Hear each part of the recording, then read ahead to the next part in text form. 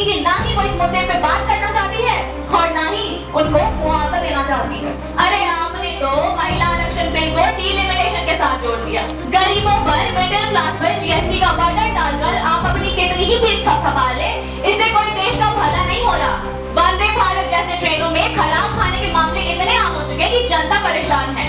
आज मैं सरकार से पूछती हूँ कि इनके टैक्स पेयर के पैसे जा कहाँ रहे हैं? इनके टैक्स पेयर के पैसे इसी सरकार की पीआर में, इसी सरकार के एडवर्टाइजमेंट में चले गए। इसलिए मैं शुरू से कहती हूँ सरकार ने करनी है।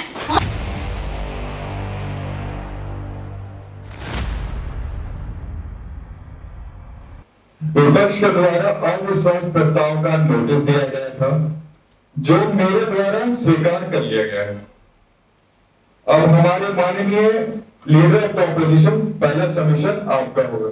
अध्यक्ष महोदय, हमारी ये जो सरकार है ये हर मोर्चे पर विफल रही है, चाहे डोमेस्टिक फ्रंट हो, इकोनॉमिक फ्रंट हो या फाइनेंशियल फ्रंट हो। हर मैटर पे ये सरकार फेल ही रही है। इसीलिए मजबूरन आज ऑपोजिशन को नो कॉन्फिडेंस मोशन को लाना पड़ रहा है। इस सरकार के खुद के मंत्रिमंडल के लोग के करप्शन के मामले बाहर आ रहे हैं और हमारी प्राइम मिनिस्टर चुप सी बैठी है। मुझे तो लगता है इनको चुप रहने की आदत सी हो गई है, क्योंकि ना तो ये नेशन के मैटर पे कुछ कहती हैं, ना ही इंटरनेशनल मुद्दों पर। जैसे अध्यक्ष महोदय, पूरी दुनिया जानती है कि ईरान, इजराइल, यूएसए के बीच में वॉर हो रहा है। हमारी प्राइम मिनिस्टर फिर भी चुप है। हमारा एक ऐसा पड़ोसी देश जो पूरी दुनिया में डिस्क्रेडिट हो रखा है। हाँ भाई, पाकिस्तान है क्यों इनफेमस है ही इस चीजों के लिए। उस जाहिल देश से वैसे भी कुछ उम्मीद नहीं किया जा सकता, पर आज वो देश इजराइल, ईरान और यूएसए के बीच में मीडिएशन कर रहा है। हमारी सरकार फिर भी चुप है। हॉर्मुज़ स्ट्रेट से हमारे नेचुरल गैस, एलपीजी की सप्लाई बंद हो गई। आम आदमी 3-3 हजार का सिलेंडर लेने के लिए मजबूर हो गया। हमारी सरकार फिर भी चुप थी। इसलिए मुझे लगता है इस देश को इस सरकार की कोई जरूरत नहीं, क्योंकि ये देश इनके कारण नहीं, इनके बावजूद चल रहा है। अभी तक हमने सत्ता पक्ष की काफी दलीलें सुनी और मुझे तो ये लगा कि ये अपने गुणगान गाते ही रह जाएंगे। वैसे हमारे फॉरेन मिनिस्टर आदर्श जी, मैं आपसे ये कहना चाहती हूँ, आपकी आवाज बहुत अच्छी है। आप मिनिस्ट्री छोड़िए, गाना गाना शुरू कर दीजिए। मैं बात करना चाहती हूँ मणिपुर में। प्राइम मिनिस्टर साहिबा कुछ कहेंगी आप मणिपुर पे? रहने दीजिए। मणिपुर में इसी महीने सीएम के प्रोग्राम को प्रोटेस्टर्स ने रोक दिया। क्या ये मामूली बात थी? नहीं। This is the total failure of constitution machinery. इस सरकार को तो इस चीज से भी फर्क नहीं पड़ा कि वहां पे 60,000 से ज्यादा लोग डिस्प्लेस हो गए। इन्होंने वहां की एथनिक कॉन्फ्लिक्ट को अपनी राजनीतियों में यूज कर लिया। कभी तो वहां के नागा कुकी को बैठा करके वहां की एथनिक समस्या को दूर तो करिए। विपक्ष से आपको कोई भी समर्थन चाहिए, विपक्ष उसके लिए बिल्कुल तैयार है, पर उसके लिए आगे आकर के आपको ही आवाज उठानी होगी। अध्यक्ष महोदय, ये सरकार महिला सुरक्षा को लेकर के बड़ी बड़ी बातें करती है। आज ये सरकार ये भूल गई कि मणिपुर में महिलाओं को निर्वस्त्र करके पूरे शहर में घुमाया गया। हमारी प्राइम मिनिस्टर चुप बैठी थी।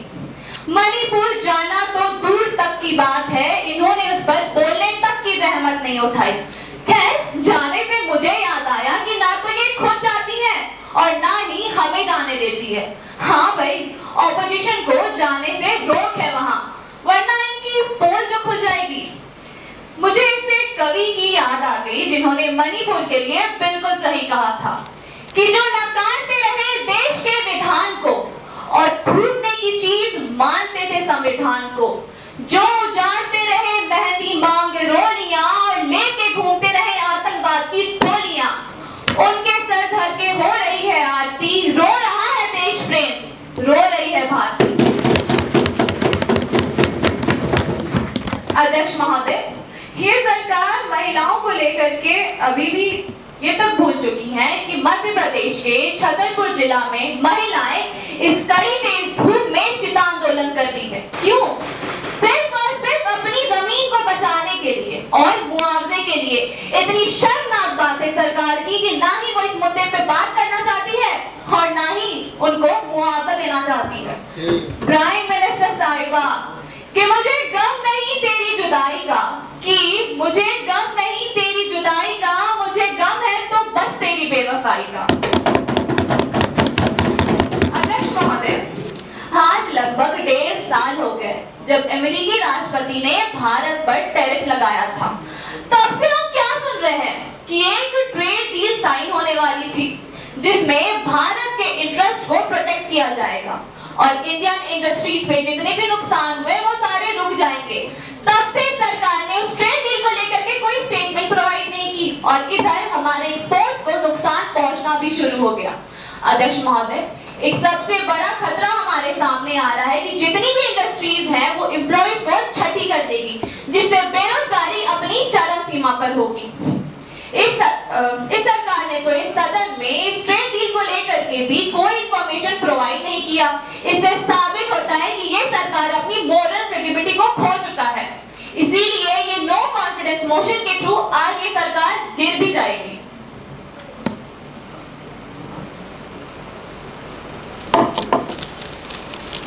अध्यक्ष महोदय, मैं सदन का ध्यान एक और घटनाक्रम की ओर आकर्षित करना चाहती हूँ।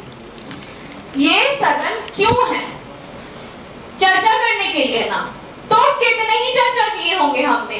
अगर हम 1.5 से 2 साल का रिकॉर्ड उठा करके देख ले तो बहुत कम, क्योंकि ये सरकार चर्चाओं से भागती है, उनसे बचती है, क्योंकि जवाब ना तो प्राइम मिनिस्टर के पास होता है ना ही उनकी सरकार के पास।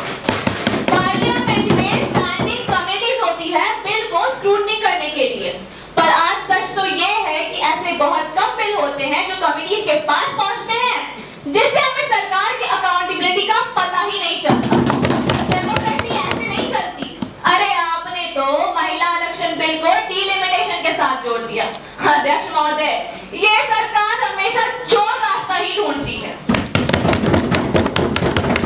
अगर हम अतीत की बात करें तो इसी सदन में कई बड़े-बड़े कानूनों को लागू किया गया और विपक्ष के साथ हुआ, पर आज ऐसा पहली बार हो रहा है कि विपक्ष की आवाजों को दबाया जा रहा है।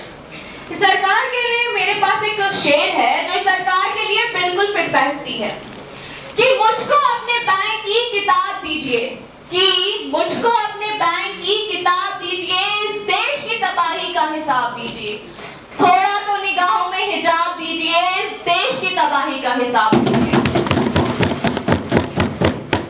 अध्यक्ष महोदय, जरा हम इकोनॉमी पर बात करते हैं। ये सरकार ये दावा करती है कि इन्होंने टैक्स पेयर को बढ़ाया है। मैं आज इनके इस दावे की पोल खोलती हूँ।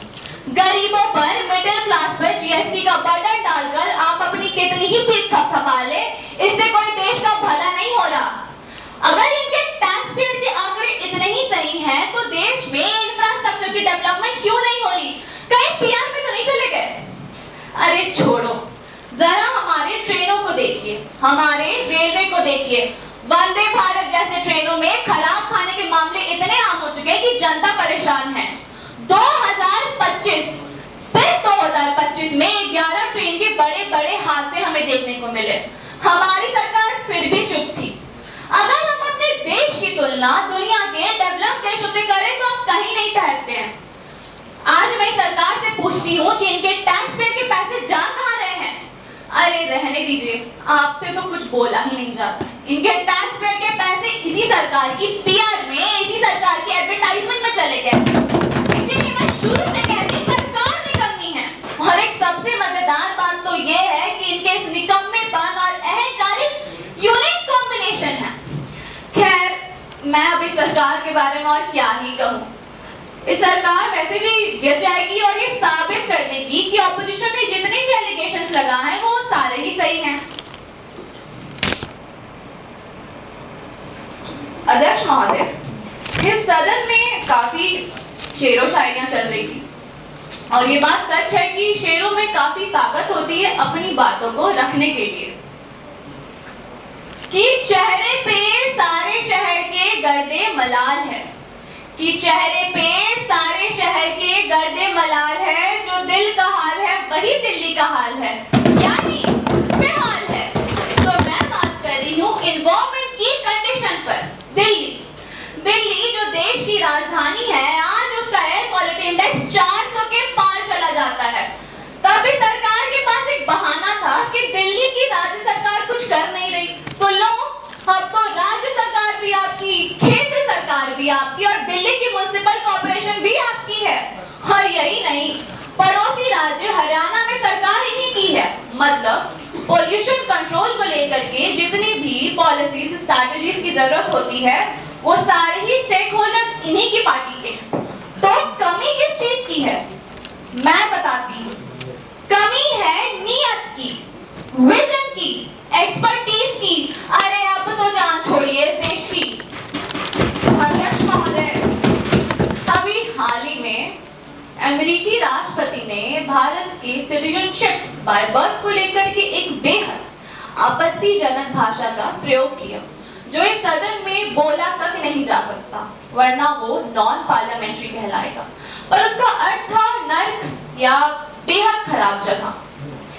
इंडिपेंडेंट इंडिया की हिस्ट्री में कभी नहीं हुआ कि किसी ने भी इस देश के लिए ऐसी भाषा का प्रयोग किया। पर ट्रंप कभी इंडिया और पाकिस्तान के बीच हुए सीज फायर का क्रेडिट ले लेते हैं, तो कभी वो ये कहते हैं कि उन्होंने भारत से कहा है कि जाओ रूस से तेल ले लो।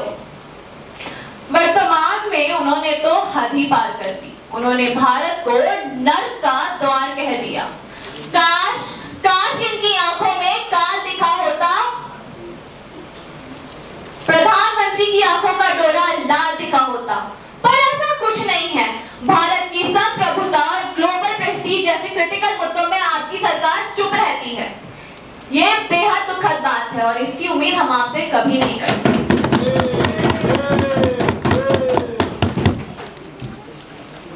अध्यक्ष महोदय, आपने अभी तक हमारे विपक्ष की काफी आवाजों को दबाया है। हम उम्मीद करते हैं कि आप हमारी मुद्दों को तो कम से कम सुनिएगा।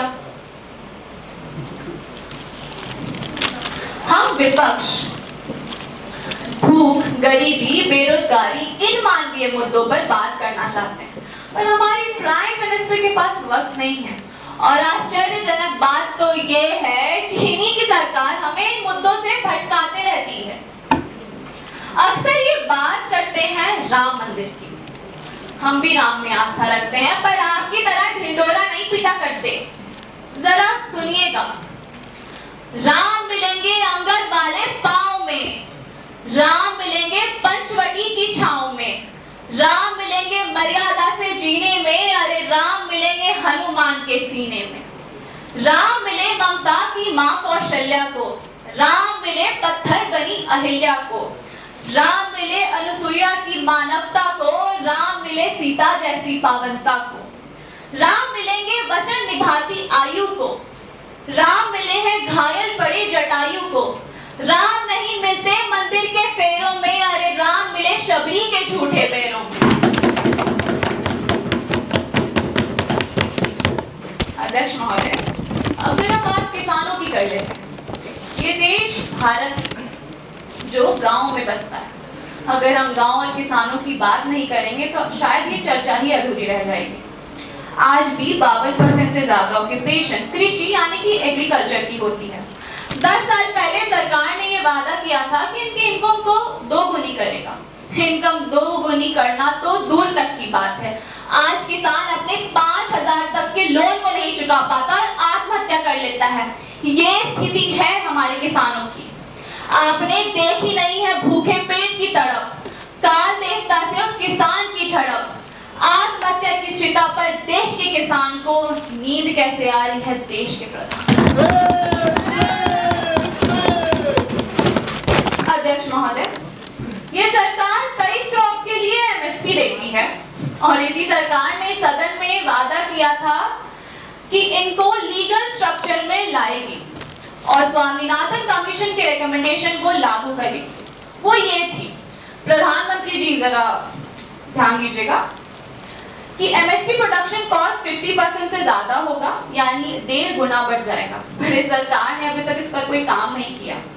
अध्यक्ष महोदय, कुछ प्रोक्योरमेंट कंसर्न्स हमारे सामने आए कि किसान के उपज को खरीदने से संबंधित चिंताएं भी हमें देखने को मिली। अगर हम इसी सदन की रिपोर्ट को देखें तो कई कई फसलों के रेफरेंस में प्रोक्योरमेंट लेवल आज भी सिर्फ 0.5% है और ये तब है जब एमएसपी सिस्टम है। प्रधानमंत्री जी, किसान बेहाल है, विदेश नीति बेहाल है, महिलाएं बेहाल है, इंटरनल सिक्योरिटी बेहाल है। जब सब बेहाल है तो ये सरकार ही क्यों है? ये नो कॉन्फिडेंस मोशन के थ्रू आगे सरकार को वैसे भी गिर जाना चाहिए। वैसे मेरी स्पीच तो खत्म हो गई थी, पर क्या करें, हमारे होम मिनिस्टर ने एक बात कही जो उन्होंने कहा कि उनको प्रेस कॉन्फ्रेंस की जरूरत नहीं। ये बात तो बिल्कुल सच है। बात आप लोगों ने एक प्रेस कॉन्फ्रेंस की भी नहीं है, तो इसीलिए आप होमवर्क की बात ना करें, क्योंकि आप वो लोग हैं जो क्लास में बैठ करके भी क्लास वर्क नहीं किया करते।